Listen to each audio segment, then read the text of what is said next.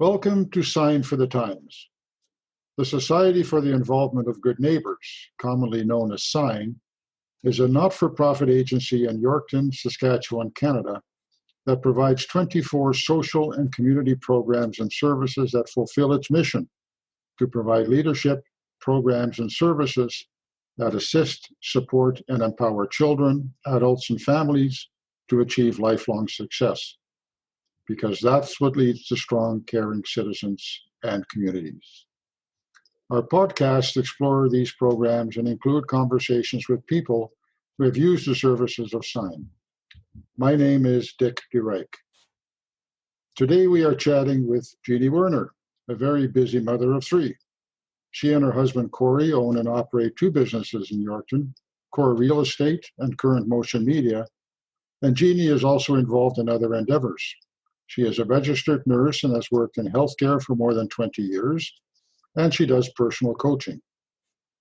Their children have attended the SIGN Early Learning Center, which is the daycare operated at SIGN on North Street, as well as the before and after school program at MC Knoll and St. Michael's Schools. And all of that led to an involvement with SIGN on a completely different level. Thanks for joining us, Jeannie. Good morning, Dick. Thanks for having me. So there's a number of daycare providers in Yorkton talking about your first experience with the kids and SIGN. And we're wondering what made you decide to use the SIGN daycare. Well, it's a pretty interesting story, Dick. When we were pregnant with twins, Corey was getting well aware of the SIGN daycare opening, and he and a couple of other businesses in town were creating a fundraising event. And through that fundraising event, Corey was able to understand that there were some openings for multiples, and we thought we better keep our ears open because we were eventually going to be a daycare provider for our twins. So that was maybe a stroke of luck, or maybe someone taking care of us, because as many people know, finding a spot for daycare for our children is tough these days. There's not a lot of vacancies. So what's generally been your experience with the program? Well, I could talk about the daycare, the Early Learning Center, forever and a day. It's been an amazingly positive experience. I think the daycare in itself, with its staff and the systems and protocols within, really, they just relay reality. They're real people. They're learning and growing, trying to do their best with an organization that has a mission of empowering people and achieving lifelong success. And I could talk forever and a day about what that means.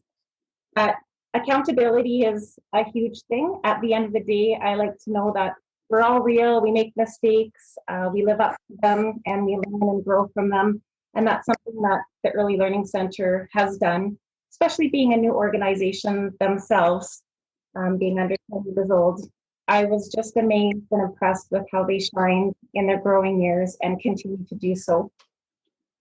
You were part of the early years of the daycare when it was basically finding its footing. That obviously, when you're involved with a new organization, presents some both challenges and opportunities.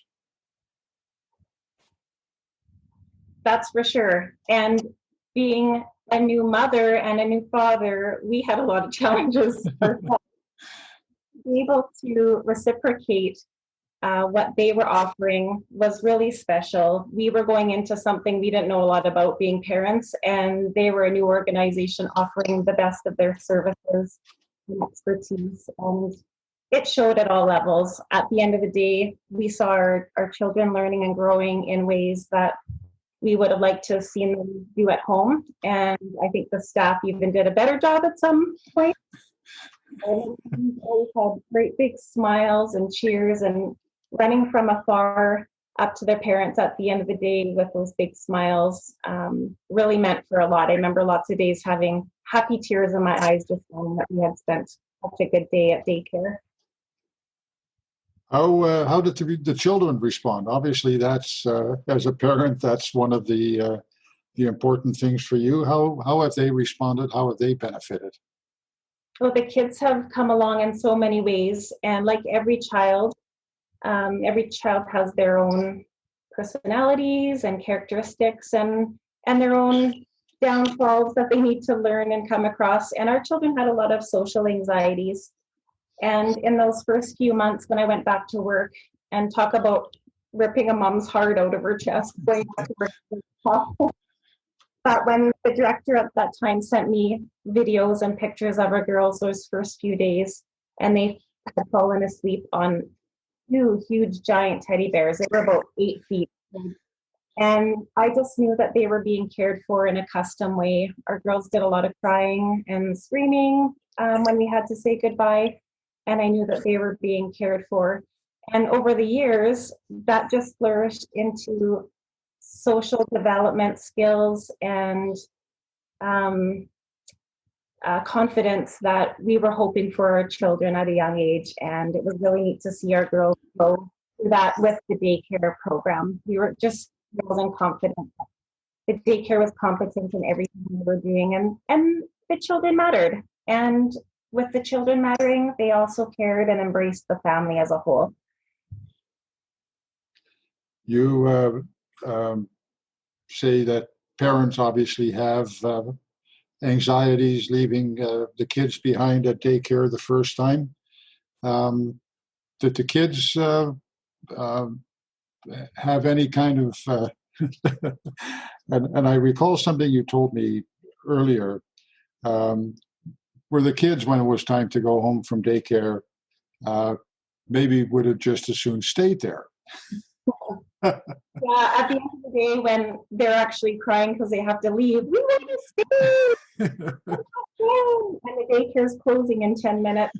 I think their actions and their words speak volumes that we couldn't even speak to as humans with our vocabulary. It's pretty amazing. COVID-19 back in the spring of 2020 changed a lot of things for all of us. And your son was in daycare at the time. That obviously presents a challenge as well when you have to decide where to go when something like that happens. That's for sure. And, you know, the first thing people do is they think within themselves, what am I going to do? And then you start thinking about what are we going to do as a community? And then the ability to think a little broader and like, what is the organization going to do? So first off and foremost, William was attending daycare at that time for after school and on his non-kindergarten days. And because we would have to have our other children home, naturally, we decided to keep William home as well during COVID. And yes, the thought went through my head. I would love to go home because the fulfillment that he received there on the social level, disciplinary level, community and cultural level, right within the daycare, was that important to us. But ultimately, we ended his programming at Sign, and we have yet to send lots of thank yous for our years there. And they made it really easy. And I know as a parent, the board and the organization as a whole listened to the parents. There was a little bit of concern that at the daycare we need to give a 30-day notice before ending program, and with that a 30-day payment as well. And Sign was amazing. They waived that 30-day notice and payment because COVID came and of course was out of our control. And just knowing that they were listening to the families during that time, and of course listening from the ministry as a whole, they did an amazing job and continue to do an amazing job. And it's through our daycares, really, Dick, that we actually gain a lot of confidence in what's happening in our province for the non-spread of the illness. Daycares have been running since the onset, and we haven't heard of any outbreaks or tragedies on that accord. So I really look to daycare, the Sign Early Learning Center, for the confidence in what we're doing for protocol and policy and pertains to not alleviating, but keeping the numbers down with COVID. Yeah. Well, it's been a challenge, and of course, the Early Learning Center was one of, I think, 3 programs at Sign that continued has continued during the COVID pandemic. And I'm sure it was a great challenge for the staff to make sure that everybody stayed safe and healthy, and that all the safeguards and the protocols and the precautions were being followed. From daycare, your children moved to onto the elementary school, and they attended the before and after school program. For busy working parents, that must be something that is of benefit as well. It sure is. And again, being a new parent that's entering the school system, I knew there was an after school program, and not understanding the full scope of SIGN. When I heard that it was an after school program that was spearheaded from SIGN, I was just thrilled, because we didn't have to say goodbye to SIGN as a whole, looking after our children, because it's been over 8 years now that SIGN has been caring for our children. That just gave me, again, a lot of confidence in the services that they offered, and just made my heart smile. Well, we sometimes hear concerns about parents, not being there when the kids come home from school. Some years ago, and this may date me, but before and after school programs, children would come back to empty homes. They used to be referred to as latchkey kids, I think was the term that we used. Now they have a place to go where they are safe and they can participate in activities, and I'm sure that has to be a great improvement as far as the parents' peace of mind as well. That's for sure. And they say in Yorkton, and I'm sure this is true for every community, if you're pregnant, you better start planning childcare. They don't need it anymore. So whatever age you're comfortable with, 8, 12, or what have you. But, there's a couple things in life that I really think is meaningful, a couple of values, and that's familiarity and consistency. And right from the daycare to the after school program, everything that's done, whether it's activities, some learning, outdoor adventures, there's always built-in familiarity and continuity of services. And that brings a lot of comfort for a parent. And even more importantly, it brings that much more comfort for your children. And when you see them cheering and happy that they're going to go to the program after school or before, and again, when you pick them up, can't you come back later? Like I suppose you were the last parent to pick me up, because again, that speaks volumes. And the after school program in itself, the staff just embrace the whole family, not just the children. And I really enjoyed getting to the school and getting to know the staff a little bit better, and having some nice conversations with them, and knowing that within those conversations, I knew the organization was providing a home-like or a family-like environment in the after-school program. And it just had a warm feel about it. And again, I know touched all of our hearts and continues to do so. What activities at that program did your children enjoy most? Oh, well, we hear lots about the novels that they're reading as a group. So the staff reads a novel and continues it day to day. So that's pretty amazing. Keeping it simple, but keeping it profound. Kids really need to be read to. They spoke lots to playing with other age groups, which isn't an opportunity they have in life, and playing with individuals from the neighboring school, and just a different dynamic and culture within the programming itself, which they wouldn't get anywhere else. There was lots of free time, so Freedom Friday. And if you ask my little Kendall, who's one of our twins, she just loved playing Polly Pockets. That's all she wanted to do. So there was a certain amount of customization there as well. The next child would love to color or do arts, and the next one would do some more sporting or reading and homework. So that ability to flex the needs and likes for the children is always there. The schools started up again, and before and after school programs started up again. Any concerns related to COVID-19 within that environment? You know, being a nurse and in healthcare for as many years as I have, there comes a point where you have to let go of certain things and trust systems. And our provincial government, who, somewhat governs sign to a certain degree, which means our daycares and after school programs, I've learned to have a lot of confidence in our government because they have proven to make sound decisions and create plans that make sense.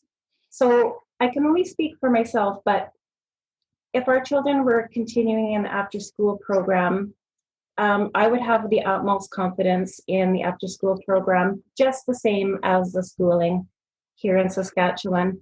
Sometimes you have to set those fears aside and let the system do its work. And it's not a brand new thing for me. So I guess that trust and knowing is there already. But for anybody jumping out there and signing up for the after school program, I would just encourage them to set those fears aside and let them know they're in really good hands, competent hands, and they keep the best interest of the family and children in mind above all. It's phenomenal, really. Now, you've been involved, obviously, as we've talked about, very involved with Sign as a user of the services, daycare, before and after school programs. But a year or so ago, you also became involved at a different level as a member of the board of directors. How did that come about? Was that kind of an outflow from your previous involvement with Sign? Oh, that's a great question. Over the years, Corey and I, as parents and as business owners in the community, really spent a lot of efforts and time into fundraising for organizations like Sign. And because Sign was so close to our heart, we did some explicit fundraising community events for them. And I could talk forever and a day about Sign as a whole. But one of the board members just expressed to me that he thought I would be a really good member on the board. They were looking for a few more members, more in the role of a member at large, like that represents the system users and a community individual. And well, that year, which was 2019, I was asking myself, life's getting a little bit easier as a parent, and I think I'm really wanting to connect with something in the community that I can give my best efforts to and learn along the way. So when I was approached, that really met my request of myself, and I was really tickled to be invited to the board. So I gave it some thought and had some discussions with the board and leadership, and the decision was an easy yes. You see the organization now, though, from quite a different perspective than you did as a user of the services. You see it more from the inside. Are you pleased with what you are seeing? I'm above pleased. The organization has a strong board, and again, the board represents real life people who live real lives. They're not anybody else, and they're people that touch our community in ways that every community needs. And individuals on the board that are serving right now are those who I consider to be community mentors and individuals that I would love to learn and grow from. So not only being part of the board has been really important, but learning from them about life and business and community and families and service is, boy, I couldn't ask for better. I was like, I have to hang out with you guys. You're my favorite people in the community, because they're individuals that I look up to and would love to just learn and grow from. I was a member of that board several years ago, and I can say that the thing that surprised me most was the scope of the organization. Mm-hmm. I thought I knew Sign. I've been in the community as long as Sign has, and vice versa. But as well as I thought I knew Sign through my business involvement and knowing the people who were there, I found that I really had no idea of the wide and varied services that they offered. It's kind of like a hidden gem. People see the building on Broadway and the sign that says, sign. But I'm wondering if you had that same experience, that people from the outside are really not all that well aware of all that happens within that organization. Oh, you're so right. And I was quite dumbfounded when I knew of, for sure, 3 programs, because being a nurse and a parent, directly involved with them. And stepping into the board and learning that there's 24 programs, my heart just, at first just sunk. I was like, oh my goodness, how did I not know that there was 24 programs that like serve and live up to the needs of the individuals in our community? I was just thrilled.